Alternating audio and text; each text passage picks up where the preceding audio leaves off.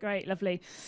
Thank you very much, everybody, for joining us. I hope you've had a very enthralling morning, because I know you've been doing AGM and you've had an amazing presentation by the Recording and Broadcasting Department. And I don't know if everybody was at the morning or if you're new here today and you've just come for this event. But my name's Natalie Witts-Kilshaw. I work for the Musicians Union. I'm the Live Theatre and Music Writers Official. So this event is part of a series of events that we're doing which relate to our Fair Play scheme. So if you don't know what that is, have a look on our website. It's a scheme that venues can sign up to and we promote. They kind of sign up to our ethos of fair play, basically. So against pay to play is essentially what it's about, and treating musicians fairly. So the Exchange in Bristol is one of our Fair Play venues. We've got them all around the country. All of these events are being hosted at Fair Play venues as well. So we've got some coming up in Cambridge. We've had one in Belfast, Glasgow, London, and Birmingham, which is tomorrow, in case anybody wants to schlep over there tomorrow. So we're here talking about health and wellbeing. We've got some amazing people here lined up. But I just wanted to start by talking about what we do at the MU for health and wellbeing. So the way that we approach health and wellbeing, we don't have any clinical technicians in-house, but we partner with the best people around the country to provide services for our members. So hopefully at some point you've accessed some of those.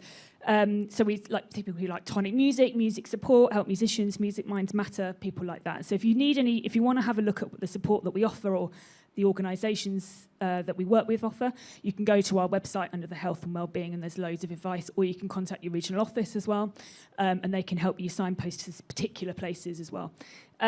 So we do organise some of our stuff directly, so you can do things online. So we've got Feldenkrais, we've got meditation as well. I think possibly yoga is coming up, but that could be fake news. That could just be internal now, I'm saying it out loud. Sorry, Chris. So Chris Walters is our head of health and wellbeing and education, so he told me to say that. And now I feel like I've ruined his surprise. So since the pandemic, as you can probably imagine, that half of our requests have had to do with mental health. And we're kind of broadly defining that. So that's addiction, performance anxiety, etc. It's a huge umbrella for a realm of issues. But hopefully that kind of means that people are feeling a bit more confident to come to us to be able to access that help. Obviously, there are also exponentially an incredibly more amount of issues that people are dealing with, so it's probably something to do with that too.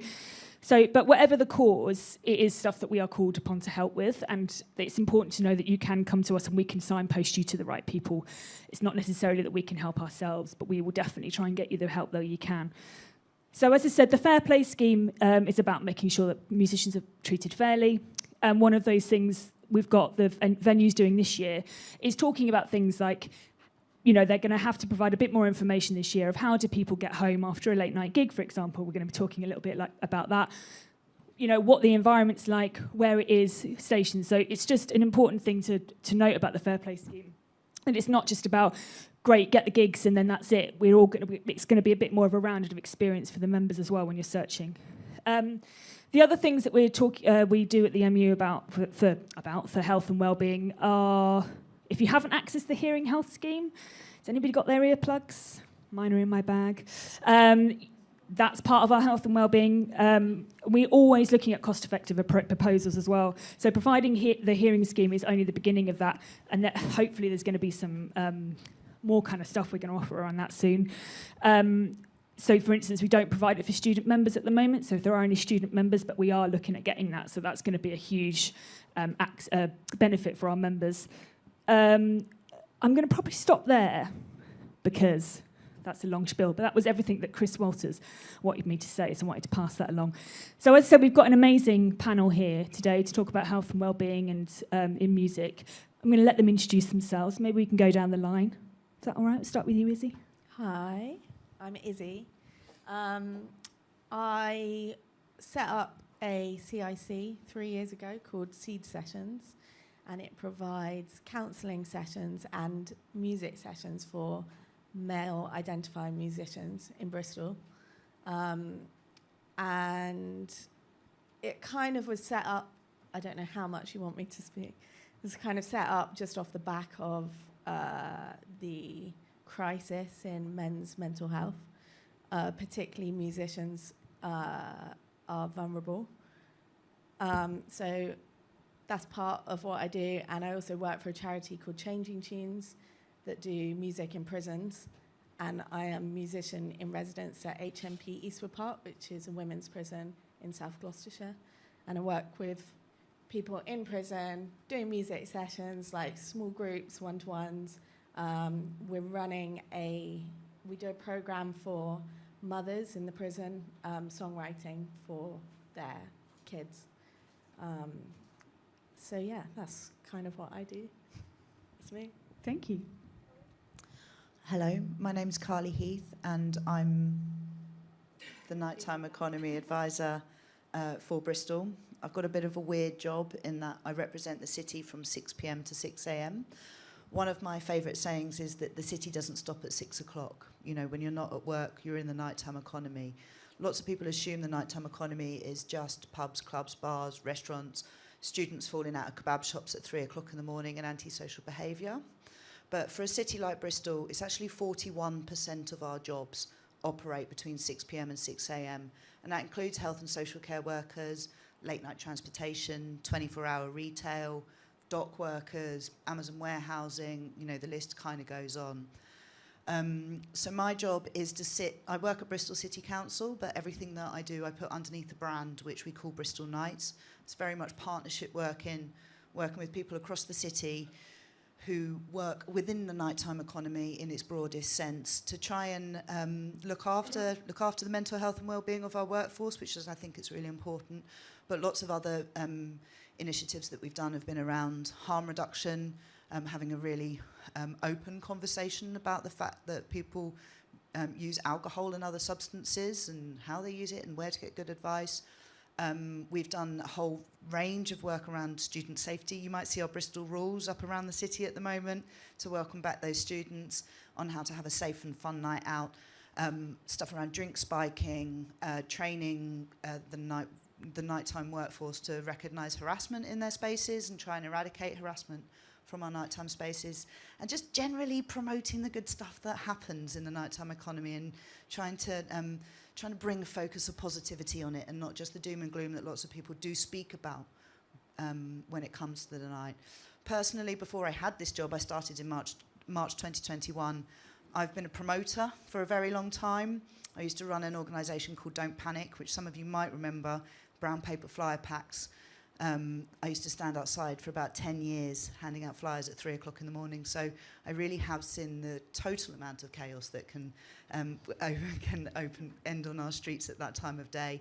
I've had record labels, I've worked at the Beacon. So I've done lots of stuff very much behind the scenes rather than on stage as a performer. But I've been in and around the music industry my entire life. So, musicians make the world go round. Hi everyone, I'm Tumi Williams. I'm a musician based in Cardiff. I am the vocalist for a band, a 9-piece sort of Afro-funk jazz hip-hop outfit called Afro Cluster. And for the last sort of 15 years or so, I've been running a sort of brand, I guess, called Starving Artists, which pretty much, in a nutshell, works and supports young musicians and young creatives, trying to promote music, promote events. And more recently, in the last sort of 7 years, started an agency as well, so representing young musicians and artists coming out of Wales particularly, and also work for with the Arts Council of Wales as a facilitator, sort of music facilitator in the schools, working with young adults, you know, from those on the spectrum to those from low socioeconomic backgrounds. I hate using that word, but just generally that's what I do. Thank you. Great, thank you very much. So following on from that, obviously you've got such an incredible spanning career, what we'd call in the MU, very corporately, a portfolio career. So with that kind of experience, what guidance do you, I suppose if you're working with people of all ages, right? So Absolutely. What kind of, do you offer guidance to artists to sort of help look after their mental health and that emotional balance, you know, that we get because of the demands of a big, busy lifestyle, or you're gigging at night, you know, all those kind of factors that contribute to musicians' mental health and well-being? Is that something that you're discussing a lot with them? I think, yes, to answer that question, 100%. You can't avoid sort of that conversation happening. A lot of the musicians I'm working with currently only started releasing music after the pandemic. So for them, it's a whole new world and a whole new way of doing things. And a lot of them are having families now and dealing with long COVID and things like that, So there's that conversation constantly happening. And we've also got the crisis.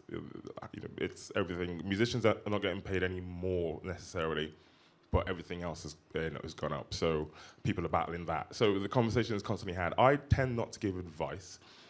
I tend to just say what I will do or what I've done, and you can play, I'll let them play out how, because everyone's different, obviously. From my years of touring, one of the main things I sort of didn't do in the start, which I've picked up on and tend to mention this, is importance of breaks. It's paramount to just have those breaks in between long extended tours, or even if you're just doing 4 or 5 dates. If you're make sure you fill in the gap with time to do not nothing, but to do something that's not involved with writing music or anxiety about releasing music. I find that over the years, my diet went out the door because you're coming back from whatever city at 2 o'clock in the morning, trying to save money by not booking a hotel, and you're stopping from one services to the other and eating McDonald's, and that in turn always, we all know how it has an effect. The obvious things, really. I think the conversation about diet should be had a lot, because musicians, are prone to, you get to a venue, then your green room, there's a large bottle of whatever alcohol there, ready to go. You tend to go for that first. Things like that, it's just pushing your health more than the sort of the extracurricular activities that come with being a musician and touring. Over the years as well, I've found that I enjoy doing other things apart from, as a musician. I've been a musician all my life. I started in a church choir all the way through secondary school, and I found that I'd like to do other things. I think musicians get into a world of release, tour, record, rehearse, release, tour. It's just on a cycle all year round. 4 years down the line, you're wondering who your friends are. There's a lot of, your health starts to depreciate. So I find that, just doing those things that are that every day that, you want to do, i.e. going for a nice walk, the obvious things, just having 3 hours of, away from your phone, social media. God, that is another side of things, comparing yourself to other musicians. And I think it's about, planning and obviously making those time to do things that you want to do that, and not relating to the anxiety that go and the sort of pressure that comes with the music industry in terms of releasing and gigging and all that. I think. Yeah, it can just feel like it's never ending. I mean, Before I worked at the Musicians Union, I was a trombone player, so I used to do a lot of touring, and the food thing is something I'd be at home and I'm eating healthily, I'm getting a balanced diet, and I go on tour and it's like, bam, I'm eating ginsters and just the stuff that you can get. And I mean, I did it yesterday just driving here. It's something that does become a habit after so many years, doesn't it? So there's such a link as well, isn't there, between what you're putting in your body and what's going to happen to you as a person as well. So I think it's a really interesting point. The other thing about you was saying about doing other things as well. I think that the pandemic really kicked up a lot of emotions for musicians. It was that kind of exploration around identity of who am I if I'm not a musician? Because I can't play and I can't. Well, obviously, there were things that you could do over the pandemic, especially when the lockdowns were severe. But that kind of thing of who am I if I can't perform? And it is important, isn't it, to have those kind of different parts of your identity, so that you're not, because we now know that the rug can be pulled at any time. Did you want to? You look like you were about to say something. I didn't want to. Yeah, I mean, when there's something as well about your music communities, like sonic communities. Lots of my friends I met at 3 o'clock in the morning, standing on a dance floor or outside a club, but they're not the sort of people that I might go for a Sunday roast with or for a dog walk with. But there's people that are really close, I'm really, really close with and close to my heart. And when the pandemic happened, I just didn't see half of my social group for a couple of years, and it wasn't because we didn't care. As soon as the clubs were open again, it's like, oh my God, yes, I'm so glad you're still there. But that kind of sense about who are you if you don't have these sonic communities around you week in, week out is really real and very relevant. And part of the reason why we get into it in the first place is because we want to have these communities around us of people that listen to the same great music we do. Yeah, no, exactly. So, Isie, I'm going to come to you next. So your work with Seed Sessions, it delves into that kind of critical kind of aspects of mental health within the music industry. So how do you approach addressing the stigma around men's mental health within the music industry? Are there any kind of strategies that you find effective at sort of creating a safe space, maybe for men to open up about their mental health concerns? Yeah, so Seed Sessions, I'm like the person that organises all the other people that are men. And so we've got 2 male counsellors. They're quite young. They're quite cool, I think. There's 7 musician mentors, and they are quite young and quite cool, I think. They're all playing in like pretty popular bands.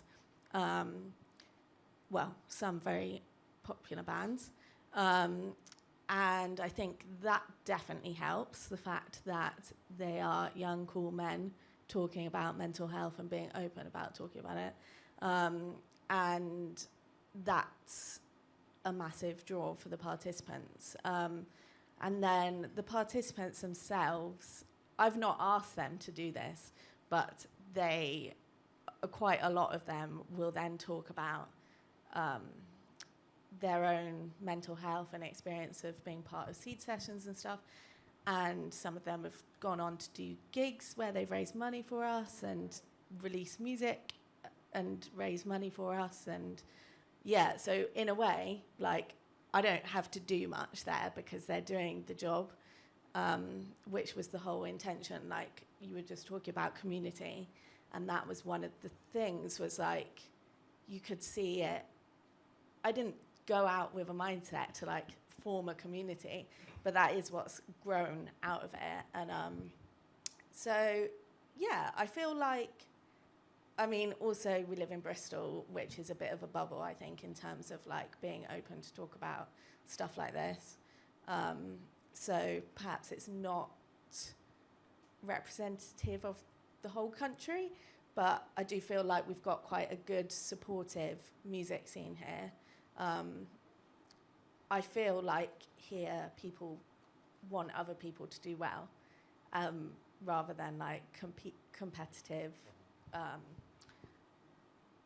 And I mean, isn't that what music is like for? Is for us to express ourselves. It shouldn't be about competition. But anyway, so so I feel like there's a really good community, and we give them. So they have fortnightly counselling sessions, and they have like a monthly mentoring session, music thing. I thought more than that would just be too much. Like, it's hard to find time to do stuff. So, and then they also get a day at a studio in Bristol, DBS Pro, which is part of DBS Institute.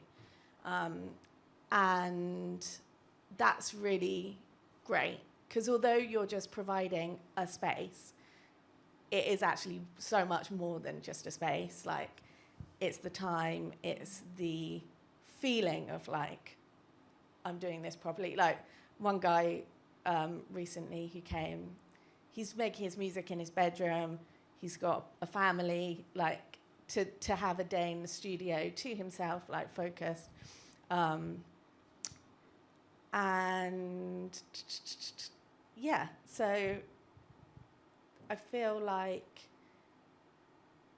it gives them community, brings them out of isolation, which is something that COVID, like you were talking about, things that came as a result of COVID. So that's great.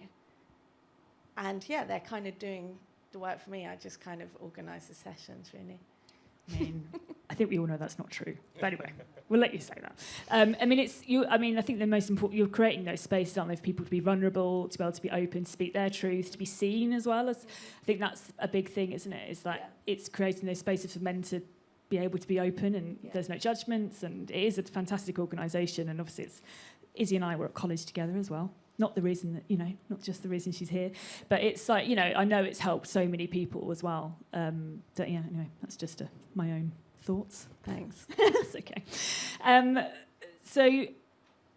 Well, I suppose like mental health and well-being, it doesn't exist in isolation, and I think that's kind of what you're saying. It's linked, isn't it, to the environments in which we work, and that can be day or night. I think we all know where we're going. So musicians do tend to do a lot of their work, at night, travelling late, which is one of the reasons why we want to make sure that if people are accessing our fair play scheme, they understand how they can get home after that gig. 'Cause it might be a real kind of thing of like, okay, well, the train station's a mile away and I can only walk there or get a taxi, so I'm just probably going to not put that on my list. And obviously travelling alone as well. We've got Liverpool City Music Board is attempting to bring back the late night bus routes, which is fantastic. And there's loads of those signs you were saying earlier around Bristol, I saw them today and I was like, that is so good. Like, we don't have those. I live in London, which is like often gets a boo. But and we don't have those there. We don't have that kind of like community feeling in London.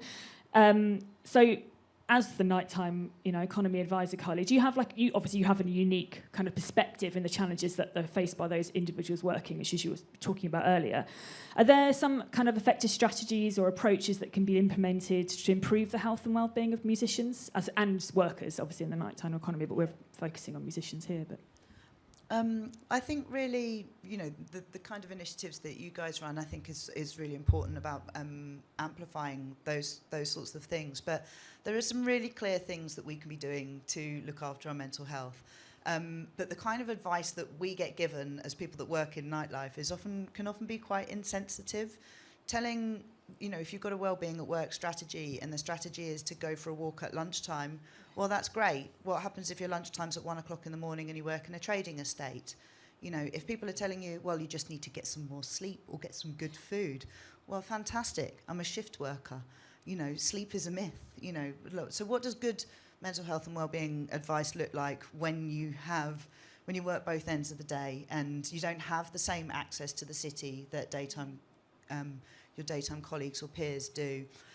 Things like, we've got loads of advice in the paraphernalia down there. I recommend you to take some of it and have a look through it. But things like, it's not just about getting good sleep. There's actually 7 types of rest that you need. Some of that's social rest, some of that's emotional rest. It's not just about physical rest and having time to sit and watch the telly and do nothing. There's other things that we need to incorporate into our lives that exist outside of our jobs. The sort of advice of like, well, make sure you're eating properly and all of that kind of stuff. It can be really, really difficult to look after that, and then you put all those extra pressures onto you when you're within that, because you're not doing the basics for yourself, and that adds an extra layer as well. But I think we need to recognise actually what this job does to us physiologically, as well as psychologically. If you are a performer, I got told this the other week, and it's one of my favourite facts. If you're a performer, when you're standing on stage, giving a performance, the amount of adrenaline and cortisol that you produce in your system is exactly the same amount as if you're jumping out a plane. So you're standing on stage every single night of the week, singing your heart out, performing your heart out, and you're basically jumping out of a plane. Now you're expected to come off stage, go to a hotel, find your way home, and just regulate yourself. Like we need to kind of understand actually what these things are doing to our body when we're performing in these kinds of spaces, and give ourselves a little bit of a break when we're not feeling so great. If you are on stage and a lot of that is your personality, you have to be a performer. You have to be something that everybody else can engage in. When you stand off stage, who are you in that moment? Do you just go back to being Bob? Do you know what I mean? It's just kind of like there's ways in which that you have to kind of reconcile with that. And I think a lot of that is actually through just taking time to think about it and talking with your peers about those similar things. And with things like substance use and all of those kinds of stuff, where lots of the work that we do around talking about mental health and well-being is actually substance use and problematic substance use. Within the industry, there is lots of alcohol around. We're in licensed premises. There is other substances around, and I think within that, actually, we need to kind of recognise what that looks like. Where not all substance use is problematic. Sometimes it actually kind of like helps us calm down. But I think that we need to look for where good advice is, and I suppose my job is to try and amplify those places to find good advice and collect it all together that's relevant to our sector and isn't just go for a walk at lunch. So what kind of work are you doing with venues, for example? What's the kind of work that you're doing on a, maybe not day-to-day, but or night to night? The Thrive at Night stuff, which we launched earlier on this year around mental health and wellbeing, we're working with nighttime organisations, so it's not just music venues. Any business that operates, has a workforce that operates at night, we're trying to create compassionate leaders amongst our workforce. You know, we are a sector that tends to not have an HR department. We're not very, we have lots of people that work in a freelance capacity, despite the fact that we come together to work together. So lots of the stuff that we're trying to do is actually how to create a health and well-being strategy for your organisation. What does that look like? What does good rates of pay look like? What does good holiday look like? All of those kinds of things. So the Thrive at Night sessions that we've got one a month at the moment. If anybody wants to come along to them, they're free to attend. All of the dates are on the Bristol Nights website. By the end of that session, you will have learned you'll have the skeleton on how to create a mental health and well-being policy. God, it's right mouthful, that, isn't it? Policy for your organisation. But alongside that, we're doing complementary sessions that are really relevant to people who work at night. So things like, we've got one coming up in October, which is all around intersectionality and how we recognise our differences within the nighttime economy. We've got lots of different communities that congregate together, and that's why the night's so special. But how do we recognise that and make sure that we're looking after the well-being of our diverse communities? We've got ones around burnout and seasonal working. You're talking about that treadmill, the treadmill of working festivals, and then the festivals end, and now you're working in a club. That just never, and then it's Christmas, and it just never ever seems to end. So how can we prioritise those moments for ourselves within that? All of our sessions are therapist-led, and they're absolutely free for everybody to attend. So if you're interested, please come down, because we've made it with you guys in mind. Yeah, it's amazing. I mean, another organisation as well, if you're not in Bristol, is Music Support, as I mentioned earlier. They do, lots of organisations do this, but they do mental health first aider training, which I am one of them. One initiative that they are about to start is getting everybody, the idea, the aspiration is to have everybody on a tour trained as a mental health first aider, so that there is that kind of access, they're talking about it, it's transparent, it's just a fact that that's something that you can discuss openly. So it's not, as you were saying, I mean, you probably have this experience, you're going from one venue, you get back into the car, you might go home for a little bit and you're back into another venue. There's no kind of chance for any of that downtime. And I think the idea is to try and open it up a little bit so it's not quite as constrained. I mean, what you were talking about, the kind of self-care, I think has been very filtered, hasn't it, over the years? And it's as everything in our culture, it becomes just this Instagram thing of I don't know, drink this tea and do this meditation and as if it's going to work for everybody. That's just not the case. We know that, as you said, it's not, one doesn't, just because it helps for me to do some meditation, it doesn't mean it's going to help for somebody else.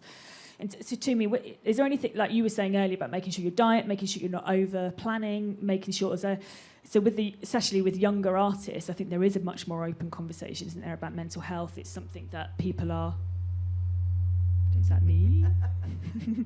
that people are discussing more freely. Is there anything that, aside from the things that you were saying, is there anything that you would consider for yourself self-care?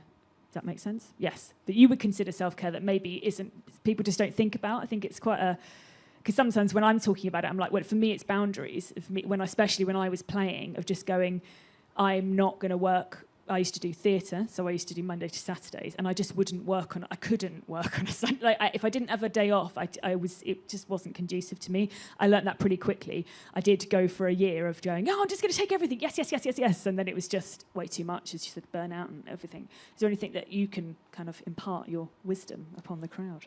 In terms of just... Yeah, yourself, yeah. Yeah, I would... Generally, I think the goalposts are constantly changing for me because as I grew older, I started developing pains in my body and all this, and then became a father. Now a father too. That's what I was going to say. Actually, I meant to say I'm sure things have changed, haven't they? Perspectives has changed. Absolutely. You know, I'm aiming to get back home rather than stay in a hotel. Sorry, I'm aiming to get back home rather than stay in a hotel. It's that kind of thing of I want to wake up next to my kids in the morning. So again, I burnt out. I've burnt out 2 or 3 times. I think last year was the last straw for me, which I actually sought counselling to try and manage my levels of stress, I guess. Because I try to, I always contain things and not necessarily talk. I think a lot of men do that and not necessarily talk or speak about things at the right time. It's when things have actually blown up and you then go, oh, God, yeah, maybe I've not looked after myself. I think it's that kind of like knowing your boundaries, as you said, knowing boundaries and not hitting burnout, like you said. It's like these things seem obvious, but it's easy to forget because everyone's burnout levels are different.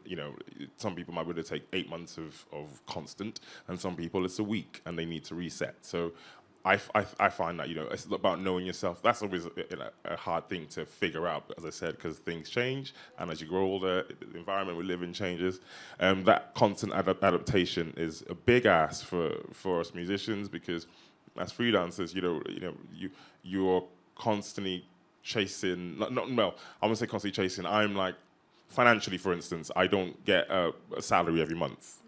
I did 8 workshops in July that I'm still waiting for the pay for. There's venues and stuff and cafes that underpay some of the musicians that I work with.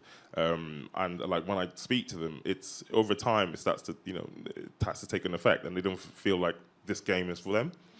I think it's just constantly knowing your boundaries, as you say. I think that boundaries thing is very important especially for the young musicians. And their world is a bit different. It always will be, I think, a bit different from the way we see it. It's like, rock and roll, yeah, party hard, but then they come from it's all digital. Everything's, so understanding that digital side of things is another layer of pressure to make sure that you look a certain way, because it's like your reception desk, isn't it? Social media, those pages for the artists especially. So they have to constantly think about, at age of 17, 18, thinking about how do I want to present myself. That's such a difficult thing to do. So yeah, understanding boundaries from an early age or from an early point kind of helps, so you know when it's too much or know before it gets too much, I think. But I think what you said earlier, just a second ago, was that you were saying, I don't know, things change. But I think that's the point, isn't it? Things do change. What can be self-care for you, or what can be something that makes you feel calmer or makes you kind of reset, can be different from week to week. It can be different from month to month. If I'm feeling quite good, I'm more, I've kind of got myself revved up for the tour. Mm-hmm. I'm aware of what I'm doing, and I'm not going to have my weekends as I have been having, and I like a routine for some of those who know me. And I think it's that kind of thing of going, it's the resilience, isn't it? I think as musicians, we do have to learn resilience. That can be lots of different things, but the resilience to change, things to be the same the whole time, and to be open to change and to be open to things that can help you, and those boundaries may shift, and I think it's just being open to that change is important, isn't it? Do you want to? Yeah, and resilience is like a muscle, right? You have to practice it. It's not something that you can just learn when you're in the middle of a crisis. It builds up over time. But I want to come back to this thing about like how, particularly for younger generations, if you're in the generation that managed to come through your youth pre-pandemic, then we have a very different outlook about how the world should be. I really feel, and it's not just for the people on the stage, it's for the people behind the bar. Lots of our workforce that are in that 18 to 25 and sort of age range, they've got a completely different world to the world that I grew up in. I turned 18 during the millennium, and everything was possible in the future. We had mobile phones, we had camera phones, we had the internet, anything was possible. This year's 18-year-old, what have they got? They've got climate crisis, they've got Brexit, they've got Black Lives Matter, they've got the Me Too movement. They've lived their lives on social media, constantly being judged. Then they've lived through the pandemic. Now there's a cost of living crisis. I mean, how much anxiety that must just build into our younger audiences and our younger performers. They're carrying a lot of weight in the world that my generation certainly didn't have to deal with. And I think that there's something that we need to recognise. As musicians, as promoters, performers, what have you, we're vibe creators. You know, we set the tone. We're there to kind of actually really look after the people that we've got in front of us in that moment. And maybe there's a little bit of a responsibility to try and address some of those low-lying levels of anxiety that the community does just generally have. And it's not just in the music world, it's everywhere at the moment. Which is why I set up Seed Session. And just coming back to what you were talking about, I mean, I'm really lucky for my actual job with Changing Tunes. I get supervision. I mean, it's because I'm working in a prison. But I think, in a way, if you're self-employed and you're a musician, you still need to factor in for yourself that you need to look after just as much as you would eat a healthy diet and go to the gym to keep your physical body healthy. You need to, even when times are going right and you're feeling really good about stuff, like you say, things can change, and you need to have built up your resilience muscle. So the problem is money, because a counselling session is maybe like 50 quid a session. And most people can't, or they wouldn't think to put that money towards that. I think there's something to do with like changing priorities, because you would probably spend that money on a night out quite easily. But like, to prevent the burnout thing that you were talking about, it has to be done. So either you have to do it yourself or work for somewhere that will like do it for you, or live in a society where this is more important. Or join a union that provides health and wellbeing advice. I mean, if you are going, that is, I'm sort of not going to get too corporate here, but like, if you are looking, if you can't afford to get, counselling sessions, because obviously they are it's incredibly expensive. There are organisations that we can signpost you to that can offer help musicians, for example, a great music support as well, and Music Minds Matter have got 24/7 helpline, and I know that they have helped not only my friends and members, but our members as well that have access that help, and it's been completely transformative. I think one of I'm going to terribly paraphrase this meme, but it's something about, like, it always resonates with me, is if you don't take those breaks, or you don't put in those boundaries, you don't take care of yourself, then your body is gonna break, and it's not going to be a convenient time. It's not going to go, I think I'll have the burnout now. Yeah. It's going to be at a time that's completely inconvenient, and that is something that I took maybe 3 or 4 times to learn. But now I'm just like, okay, so it's going to happen. It's not going to be at a convenient time. It's not going to be when you're on holiday or you've got a day of annual leave, I think. And then you won't be able to do any of the stuff that you are meant to be doing with your life. Like, you're no good to anybody then. I'm curious, how many people in the room, I can't quite see all of you, how many people in the room actually live in Bristol, in and around Bristol? Can I see a show of hands? Oh, there's quite a few of us. There's a really great organisation in Bristol. I can see that we do have rather a lot of men in the room. There's a really great organisation in Bristol called Talk Club, which is a free men's talk club. It's exactly that, that run weekly sessions all over the city that are free to attend. And it's just literally and they don't even call it mental health. They call it mental fitness, because of the competitive nature that they believe to... Manly. Yeah. So I want to add them to the list. It's not musician specific, but they are a really great local organisation. I was going to say, like, the only council I've had is not from a music sort of organisation. It's Cardiff Minds, and that was general council, because I found that it's a workplace, it's a business, so it's like it'll bring the same anxiety and same sort of pressures that you would get in a normal job. So people always need to forget that. I think musicians tend to think, well, I'm sort of exempt from this, because my sort of job is what I want to do, which is great. But like, at the same time, you need like, I think what I had from Cardiff Minds was life sort of counselling, which really helps with dealing with the pressures from music and industry. We are a trade union. We don't do anything, on paper, anything differently than other trade unions. We represent self-employed people, we deal with employment issues, we deal with unpaid fees, we deal, all the other stuff that unions deal with. It's just that we happen to be dealing with musicians. I think that's as we were just talking about, like, we do face, as musicians, we do face a range of pressures, but, some performance anxiety we talked about earlier, discrimination, financial instability, rejection as well. That's a huge thing. I think we were talking about that earlier. Irregular schedules, which you talked about, and representation. And I think one of the beautiful things about the music industry is that we are a community. There are pockets of communities, and especially Bristol for me is, I mean, I absolutely love it here, and I was so chuffed that Andy and Ruth put something on in Bristol because it gave me a chance to come. But there really is that sense of community here. Like when I visited last time, you just walk around and there's just so much live music and it's so open and it's accessible to people.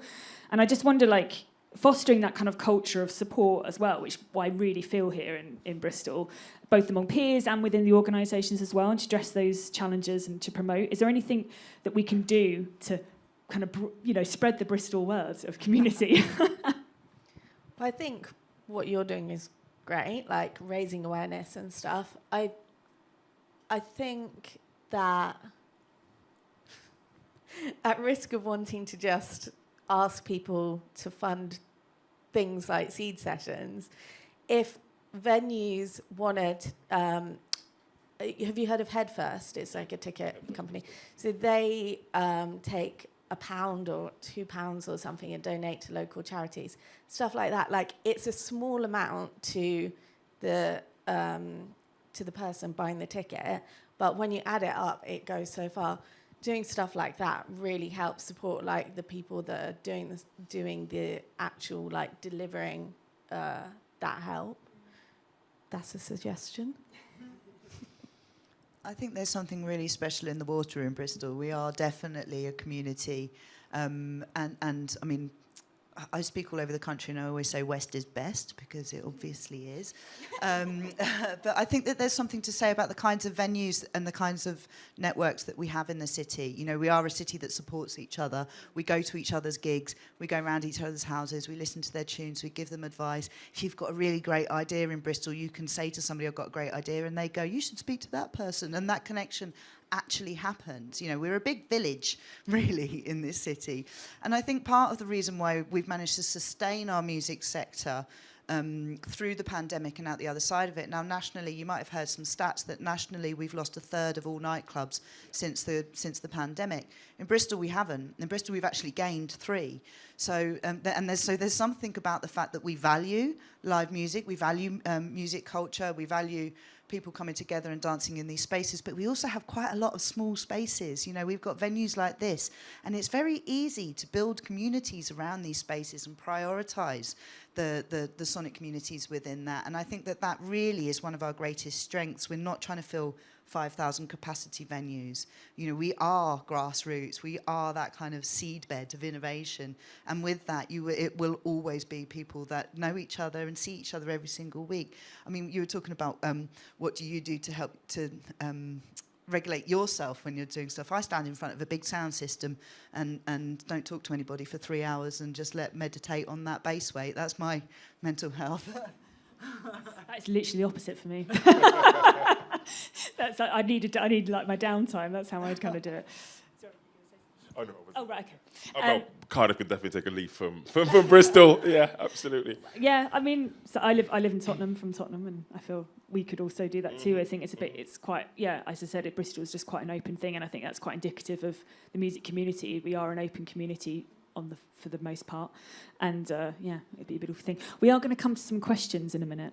So I'm just going to get you to just, percolate over that. So with the kind of last question, is there anything that, I'm going to just say pearl of wisdom, anything that's a kind of take home that you want to kind of share with the audience today? It can be about what you do, what the, things that the people that you represent, or people who you work with, or the gigs that you're doing. I think that there's a lot of unique perspectives here, and it's not, obviously, Carly, you're not just doing your nighttime stuff. You're, as you said, you're a promoter. There's loads of different kind of things that you can. I mean, as I said, it's like, because you were saying you've been doing it for like 20 years, right, before you started doing this. It's like you've got, it's just a wealth of experience because you do that as well, right? Because you're running your agency. And obviously, Carly, you're a musician and you're teaching, but you're also setting up these organisations. Oh, sorry. I mean, I literally went to college with Isie. It's just, it's really interesting to get from different perspectives, because I think as musicians, we're always just like, I've got to just create my craft, and then it's kind of full stop, and we don't think about the other things. I think, in the light of challenges posed by the pandemic, I think we were all hoping we might be able to get through something without mentioning COVID, but we've mentioned it quite a lot. I think there have been quite a lot of changes and shifts. We are seeing things like record labels. Sony, for example, are putting in mental health riders now with their label agreements. We're getting venues supporting mental health and having, you know, just walking around this venue here, you can see a lot of different signs up for signposting. Is there anything that you would like to kind of share? It doesn't have to be profound. Yeah. Oh, not anymore. There we go. Oh, hello? I think you might need to be a bit Hello. lower. Okay. Sorry. There's my aux cable in the car. So, Sorry, there you go. hi. So, I mean, my pearl of wisdom is not really necessarily to do with like a professional pearl of wisdom. I suppose what I feel music is for, or what I connect to most with music is like vulnerability and things that aren't perfect. And there's so much pressure to be perfect and to create, to be the most like virtuosic performer or like social media present a perfect image and stuff. And so I guess my pearl of wisdom is to really embrace the imperfections. That's what people will connect to, and not be afraid to be vulnerable. That's all. I probably would resonate back onto the concept that we're vibe creators. You know, we're the people that set the tone. Often our audiences will be looking to us to be able to uplift them. And I think that there's something in, if we can look after ourselves, then we can help everybody else to look after. We can help people look after everybody else at the same time. So it's just within that kind of like, you know, nurturing space. And there's a lot of power in that. Grassroots music is what, DIY or die, right? Like, and it is about, we have the ability to be able to change the narrative on these things. So let's give the permission to ourselves to be able to do it, so that we can spread the love elsewhere. I'm not going to say anything different. I think it's just that back to boundaries, and I think listening is one thing that I find, even if when people are doing this with their ears facing you, they're still not listening. It's actually listening to yourself and listening to what's happening around you. I think it's important to, especially for the younger generation, they're having lots of access issues to spaces that are being, you know, held by people, you know, in their 40s, my age, is basically, you know, trained like what's this music and what's that? Do you mean it's that kind of like listen, and because they are the our future, the future generations of tomorrow, aren't they? So they're going to be taking over our seats at some point. Let's just listen to them, listen to ourselves more. Yeah, no, I totally agree. I think, you know, just from a MU perspective, if you aren't a member of the union, and if you are, because sometimes our members need to be reminded, you know, we do offer a lot of stuff, like please come to us if you're not having your invoices paid, for example. You can call your union. You know, make sure that you do access us. We're here to help. We've got legal representation. We do, you know, as I said, we've got our health and wellbeing. We've got our rates. We've got our contracts that we negotiate with bodies. We've got, you know, there's lots of things that we offer. So don't forget to access. And if you know, there's no such thing as a silly question. If you want to just see if we offer something, please just give us a call. You know, your officer and your organizer at the back there. I work in the, you know, we've got other MU employees here. So please just come up to us and ask if you want to sort of discuss anything, if you want to sort of see if we can signpost you. Okay. Well, thank you so much, everybody. Thank you for coming today. It's been really interesting. Thank you so much. I'm sure we will... there'll be lots of social media stuff around tagging everybody, and so you can find out lots about everybody here. But yeah, I think we're going to have any drink that you like. Not, you know, judgments, and we're not, you know, advocating for anything. Sorry, Andy. we decided we were going to do this and I forgot. Feel free to take some of these materials down the front for you as well. I brought them here for you. Thanks, Carly. Yeah. So thank you to the whole panel. I thought it was a really great discussion. I hope everyone enjoyed that. I thought that was fantastic. I'm also going to shout out, someone said it as well, but Help Musicians UK, really great for musicians. They do so many things, the Hearing Health Scheme, Music Minds Matter. I have got some of their posters, mainly, so if any of you want to take those to kind of put up in your workplaces or where people are going to see those, let me know, because I can share some of those. And they're going to be coming along to our event in Cardiff in a few weeks. Also, I think it's great having Carly here. I'd say that it's great having Carly speaking about the nighttime economy and advocating for it to Bristol Council. So as I was saying earlier, if any of you are interested in kind of speaking to people in your area about how we can have that kind of advocacy for the creative industries and the nighttime economy in your areas, I'd really like us to see how we could help that happen in other places.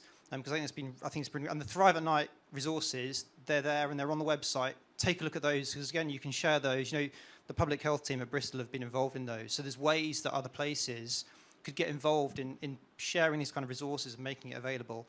But that's kind of it. So thanks to the panel again. Thanks to the Exchange for hosting us. Yeah. Thanks to everyone for coming. There's a chance now just to spend a while, grab a drink, have a chat. I think there's been a lot of talk about community. So hopefully this is a chance just to be able to just have a chat and spend some time, talking things through. But yeah, thank you again to everyone. Thanks so much for coming. Thanks to my colleagues as well for being here. And yeah, have a great rest of the afternoon. Thanks, everyone. Thanks, Andy.